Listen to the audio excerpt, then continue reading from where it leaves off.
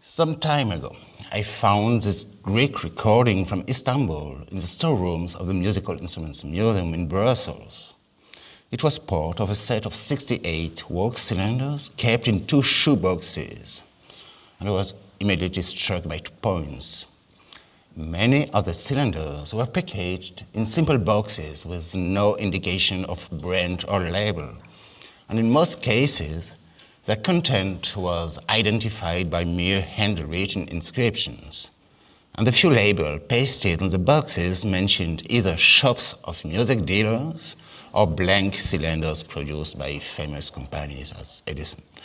But above all, they betrayed extremely diverse origins. One box contains 25 cylinders, which inscriptions suggest that they were recorded in Brussels in the very early 20th century. Mathieu Tonon, curator of the museum's audiovisual collection, will discuss this later in the session. And I'm more concerned with a second box that contains 43 cylinders, or at least boxes, with worldwide origins. According to the inscriptions on the boxes, it holds 4 recordings with titles related to the traditional repertoire for Provence in southern France. 9 recordings with Arabic inscriptions, some of which can be linked with Egypt and Lebanon. 7 recordings with Chinese inscriptions, most of them mentioning classical opera plays and folk songs, typically the Chronicles of the Three Kingdoms, and so on. Other boxes mentioned music dealers from very remote places. 2 recordings with Turkish and Greek inscriptions had label of the piano dealer Alfred Lehner, based in Istanbul. We just heard one of them. And 2 others had labels from the music shop Behran & Co., based in Kolkata in Bengal. Noteworthy, those boxes also have titles and catalog numbers of 2 American songs released by Edison in 1898-1899. And beside a few other recordings that I still could not identify because of the lack of information, the set of cylinders also contained more usual Western repertoire, such as 5 Edison Bell recordings with Scottish bagpipe, American banjo, or British 5-band music. There were also 4 recordings with numbers that clearly come from the 1900 Pathé catalog, and 2 recordings made by the Phonogramme Artistique in Paris. The presence in the museum's holding of such a diverse collection of recording was quite puzzling. Though this small set of cylinders was inventoried about 20 years ago, it didn't apparently retain much attention inside the museum and was totally overseen by scholarship. As the MIM's audiovisual collection was fully reorganized in the 1980s, the original structure of the holding has totally disappeared, leaving little chance to reconstruct its history. However, a few evidences prove that the museum kept a collection of non-Western phonographic recordings before World War II. First, some of the 43 cylinders have holder numberings that show that at least some of them were part of a former collection now incomplete. You can see 7, 8, 9, 22, 51, 56, and so on. But above all, 48 graphophone cylinders playing exotic music have been recorded late in the 1842 in the museum's inventory under number 3590. To date, those assets are obviously non-located. As the 43 sound carriers could have any provenance, it would be quite hasty at this stage to conclude that they match the missing ones under inventory number 3590. as the cylinders were only recently digitized thanks to the efforts of Mathieu, I first had to rely exclusively on archival evidence to determine the conditions in which the cylinders arrived in the museum. And this was quite a good move, I must say, since it appears that during the year 1899, Victor Charles Mahillon, the first curator of the Brussels Museum, had received 5 cylinders from Kolkata, sent by Raja Surendra Mohun Tagore, 9 cylinders from Tianjin in northern China, sent by the engineer Edouard Clausson, and 3 other cylinders from Beijing, sent by Jules van Halst, a Belgian employee of the Chinese customs. It is important to note that the first phonograph cylinders that are documented in the museum were recordings of non-Western music. And noteworthy, they all have been provided by Mahillon's personal contacts. Raja Surendra Mohun Tagore is noted for the collection of 98 instruments he sent to Leopold II in 1876. Those instruments became an important part of the museum holdings. Actually, the museum was born on this collection. From that year on, Tagore was in regular contact with Mahillon, to whom he systematically sent his works, either books, scores, and cylinders. Jules van Halst was a close friend of Mahillon and served as an intermediary for the acquisition of most of the Chinese instruments of the museum. And I guess that Edouard Clausson was a relative of Mahillon's secretary, Ernest Clausson. But in 1899, there was no phonograph available in the museum. It's not a surprise that in November of the same year, Mahillon acquired a Columbia reproducer graphophone of the 80 model. The possibility of hearing the cylinder he had received from India and China seems to have had a major impact on Mahillon. From January 1900 on, he began to build what he later called a collection of graphophone cylinders reproducing popular music from different countries. His first idea seems to have been to organize remote recordings by facilitating the purchase of equipment and phonographs for his correspondents in Calcutta, Java, Tokyo, and Beijing. It's not clear whether this project was first successful or not, so I guess rather not. Since in the summer 1900, he began to write extensively all over the world, requesting phonograph recordings of instrumental and vocal music. He wrote to the Bell Company in London, where he wanted to buy bagpipe music and popular music from the UK. To Quimper and Vannes in Brittany, where he tried to acquire Bombard and Biniou music, either by buying cylinders in shops or having them recorded directly by musicians. He wrote also to Istanbul, where he asked the piano dealer Alfred Lehner for his catalogue of cylinders. He was aware of Lehner's phonographic productions thanks to his brother, who had already bought several recordings there. He wrote to Madrid, where he asked the Belgian Council for traditional Spanish music. He wrote to Jakarta, Batavia at that time, where he asked for Javanese music, and especially gamelan music. He wrote to Dublin, where he asked for traditional Irish music, and so on. As both the archives and the cylinders of the museum are very lacunary, it is difficult to have an exact overview of the collection that was built during the year 1900. But it is possible to observe a few matches between the 43 sound carriers I found in those shoeboxes and the letters sent by Mahillon in 1900. Obviously, the bagpipe recordings by Edison Bell and the Greek and Turkish recordings by Lehner. The recent digitization of the cylinders allows for the identification. The Chinese recordings proved to be sung in the northern style, which suggests they could correspond to the 1899 sending from Beijing and Tianjin. Before hearing the cylinders, I had serious doubt about the two Indian boxes from Kolkata, since they have inscriptions of two American songs, as I said, from the cigarette song, released by Edison in 1898.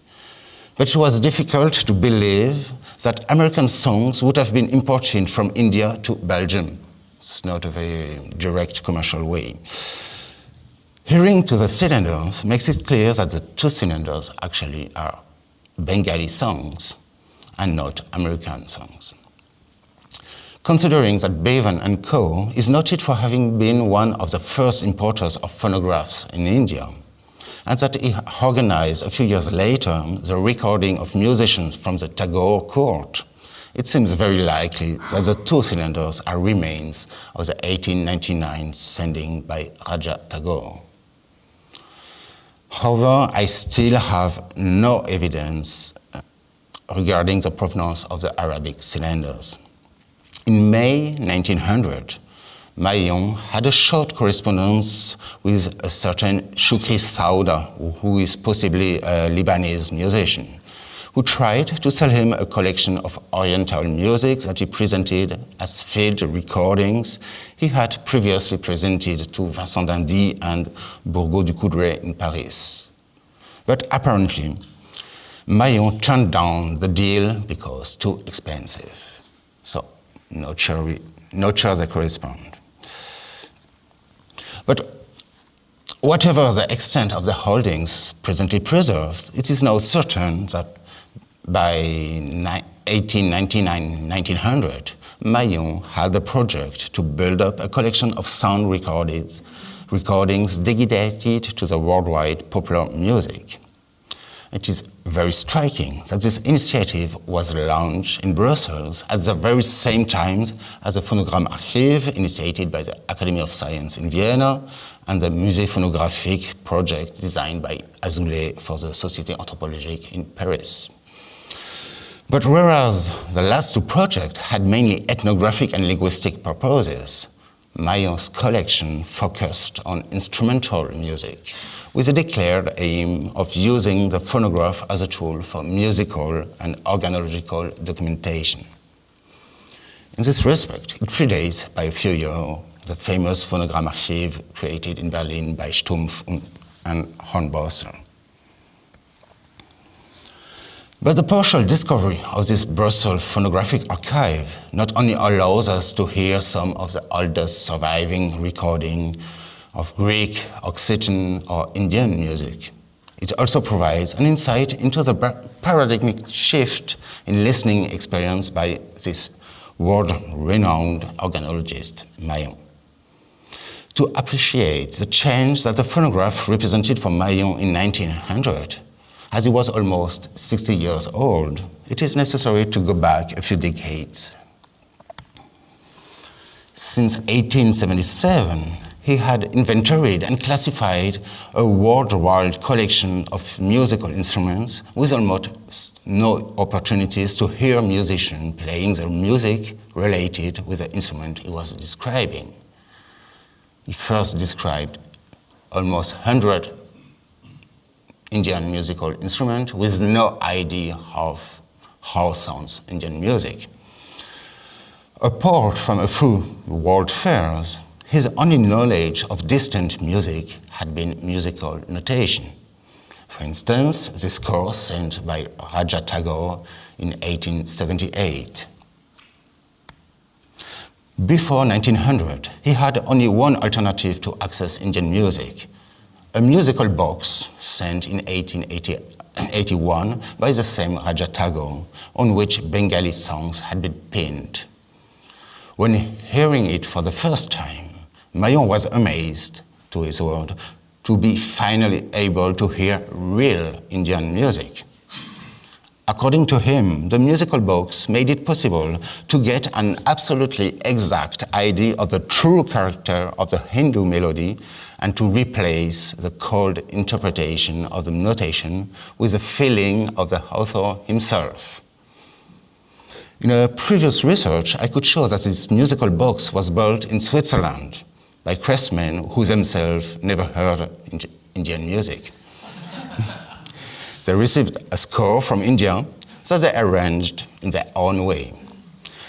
Not to say that a comb tuned with 12 tone equal temperament can hardly reproduce the 22 Indian shrutis. Quite ironically, when hearing music composed in Western notation in India on an instrument arranged and penned in Switzerland, Mahillon was convinced to hear real Indian music without depending on notation. Case law on copyright has applied to musical boxes offer a good solution to this paradox.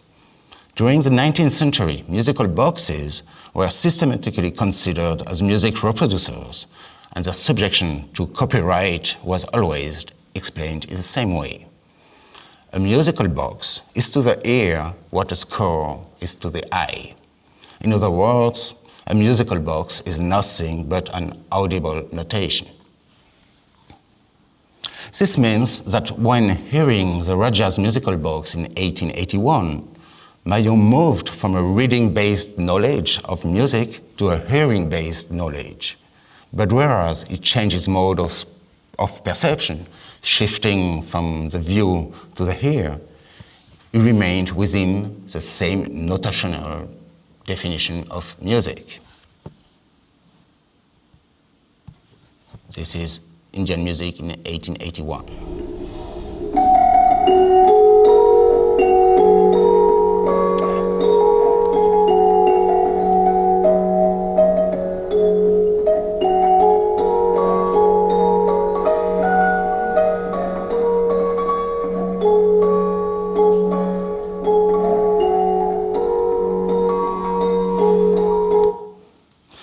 But on the contrary, in 1899, when hearing the phonograph cylinders sent by Raja Tagore, he remained in the same hearing-based knowledge, but he shifted from a musical paradigm based on notation to a musical paradigm based on acoustics.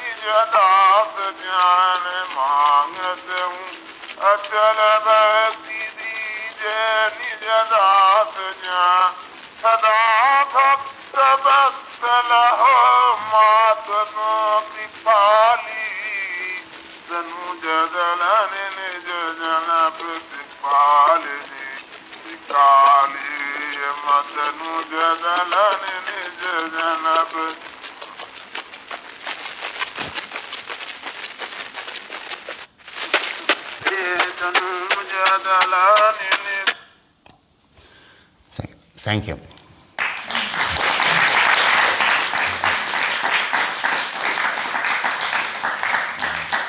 And just one word You, at the beginning, probably heard what is probably the oldest preserved Greek recording made in Greece or in Istanbul, and now the oldest preserved recording made in Kolkata.